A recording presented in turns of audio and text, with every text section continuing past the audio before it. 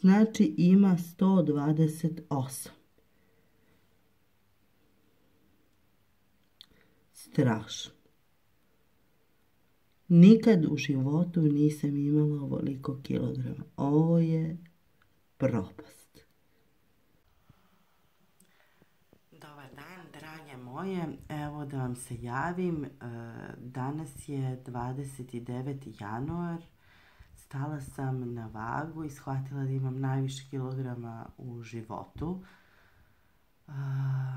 Ne znam gde će voditi ovaj video, ali imam utisak, dobila sam neku onako inspirativnu akciju da vam se javim, da snimim ovaj video, da počnem transformaciju svog života.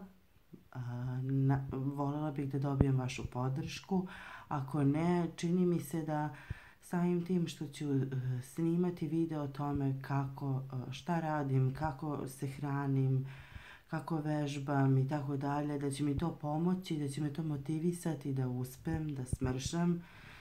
Imam 2 porođaja iza sebe, voljela bih da imam još dece, ali zaista 128 kg koliko trenutno imam, mislim da je previše. Nikada u životu ovoliko kilograma nisam imala. Razumem da nekim ljudima ne smeta da imaju više kilograma, da se lepo osjećaju u svom telu, ja ne. Voljela bih da smršam bar nekih 40 kilograma u narednih godinu, 2, ali eto,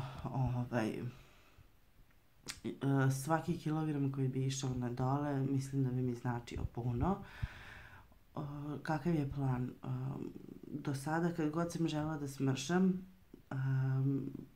počinjala bi sa pešačenjem. Mislim da mi pešačenje najviše pomaže, da me ono napuni pozitivnom energijom i da onda mi je sve lakše, da me to motiviše.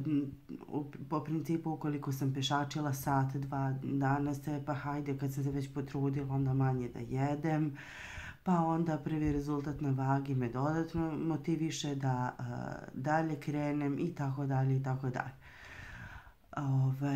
Eto, još jednom kažem, ne znam gde će me ovo odvesti, ali voljela bih da se kompletno pozabavim svojim fizičkim izgledom, jer bi voljela da budem zadovoljna u svom telu, kao što sam generalno zadovoljna sa svojim životom, sa svojom decom koju imam, svojim poslom koji sam izgradila. Još jednom se svima koji me prate na YouTube zahvaljujem, vi ste predivni, svi oni koji svaki dan čekate šta će to Milica da objavi i kakav je to video recept, zaista mnogo vam hvala. Vi ste omogućili da ono što je moja velika ljubav, a to je kuvanje, postane izvor moje zarade. Ja sam neko ko je dugo skupljao hrabrost da se time bavi i sad će možda neko reći, pa to je oprečno, voliš da kuvaš, a ovamo bi voljela da smršaš. Pa ja mislim da to nije tako. Ne mora svaka osoba koja voli hranu i voli da priprema da bude gojazna. Mislim da je to više stanje uma i stanje i stanje samopouzdanja i još nekih drugih stvari nego što je stvar toga da li vi spremate hranu ili ne. Ja u svakom slučaju moram da kuvam jer imam porodicu i moram i ja nešto da jedem. Ne znači da ukoliko spremam slatkiše da ja to treba da jedem svaki dan, ukoliko sam na dijeti, tako da mislim da ima tu prostora da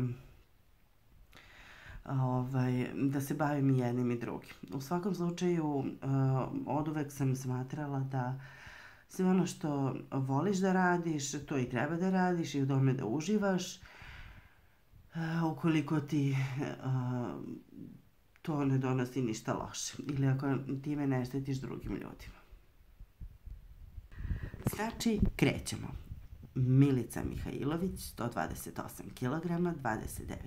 januar, jel tako, danas je 29. I visina 169, 170, tako otprilike, ali godinama se nisam merila zaista i ne znam tačno koliko sam visoka, odnosno niska. Ono šta bih ja voljela? Voljela bih da izvučem iz sebe maksimum.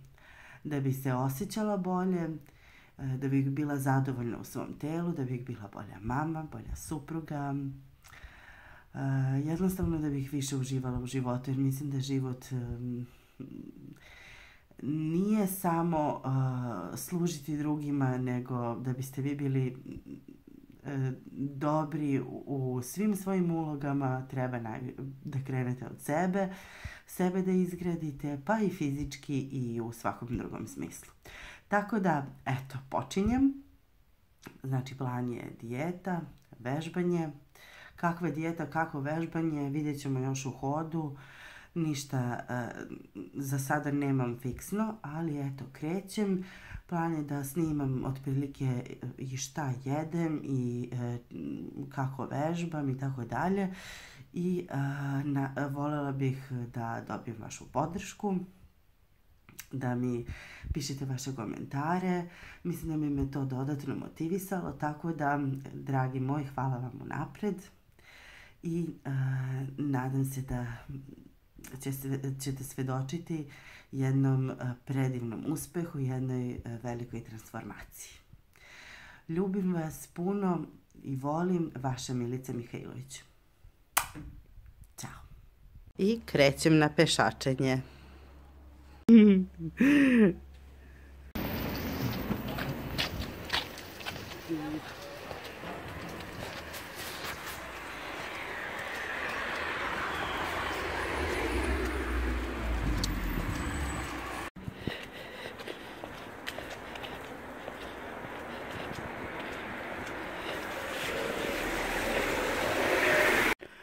I evo, vratila sam se iz šetnje koja je trajala oko sat vremena.